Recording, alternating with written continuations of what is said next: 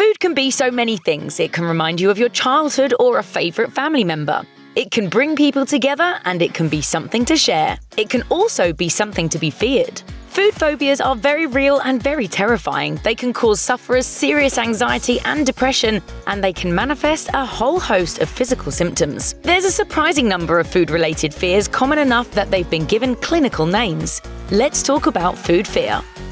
Ovophobia, fear of eggs. Eggs might be a breakfast staple, but for some people, they're one of the most revolting things on the planet. You definitely know one famous sufferer of this strange fear, Alfred Hitchcock. Hitchcock always had a complicated relationship with food, and his egg phobia was just one part of it. He was just as descriptive about it as you would expect, once saying in a 1963 interview, "I'm frightened of eggs, that white round thing without any holes. Have you ever seen anything more revolting than an egg yolk breaking and spilling its yellow liquid?" Well, when you put it that way, we get it. He even thought blood was much less revolting than the sight of an egg yolk, calling it jolly in comparison. Filming the birds must have been an absolute nightmare for him. Can I offer you a nice egg in this trying time? Arachibutyrophobia, fear of peanut butter.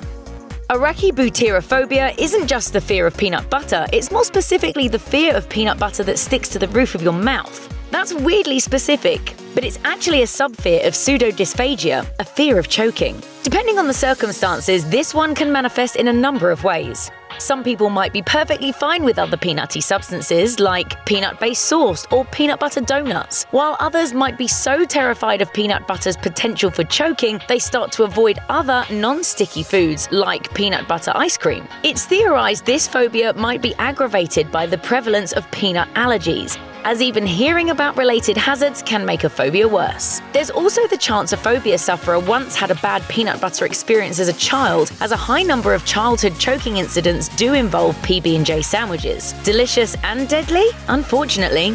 Chicklephobia, fear of chewing gum. The world loves Oprah, but Oprah? She doesn't love a very specific subgroup of people, gum chewers. Everybody I work with knows this. Wow. Do not chew gum in front of me. She has what's called chicklephobia, which is a fear of chewing gum. She's been open about it too, saying her phobia stems from her grandmother's habit of sticking her chewing gum all around the house, then coming back to it later. Honestly, that'd give anyone the heebie-jeebies. For sufferers, it's not just a fear, it's an overwhelming disgust that can make day-to-day social interactions difficult at best and nauseating at worst. It can make eye contact and conversation impossible, while watching movie scenes with someone chewing gum can ruin a film.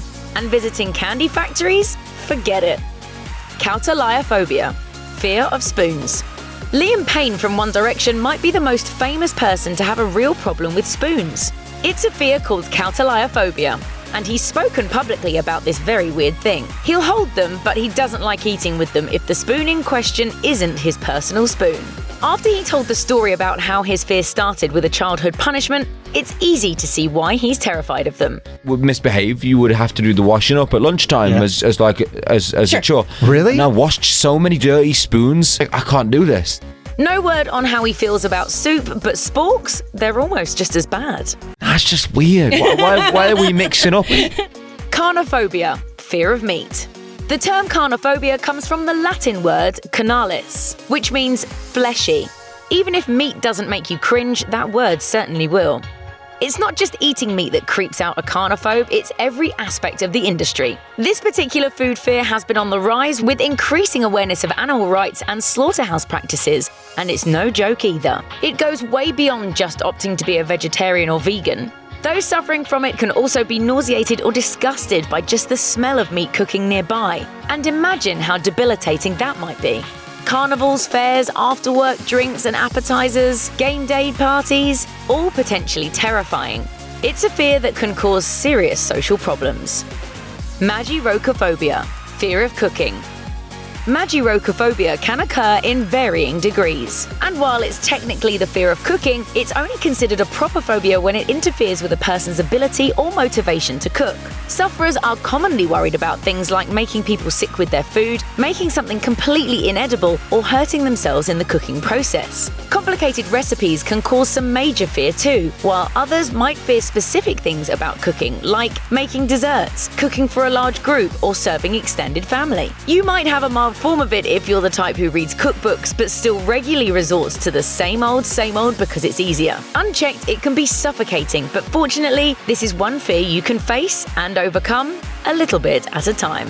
Thanks for watching. Click the mashed icon to subscribe to our YouTube channel. Plus, check out all this cool stuff we know you'll love too.